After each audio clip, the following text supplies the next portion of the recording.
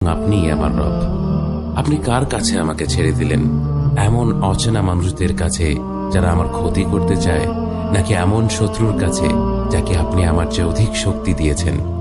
হে আল্লাহ, যদি আপনি আমার উপর রাগ না করে থাকেন তাহলে এর কিছুতে আমার কিছু আসে যায় না, কিন্তু আপনার আশ্রয় পেলে আমার পরিস্থিতি আরেকটু সহনীয় হবে।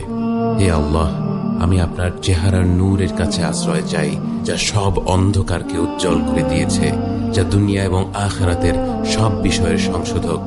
আল্লাহ, আপনার রাগ এবং অসন্তুষ্টি থেকে আমি রেহাই চাই।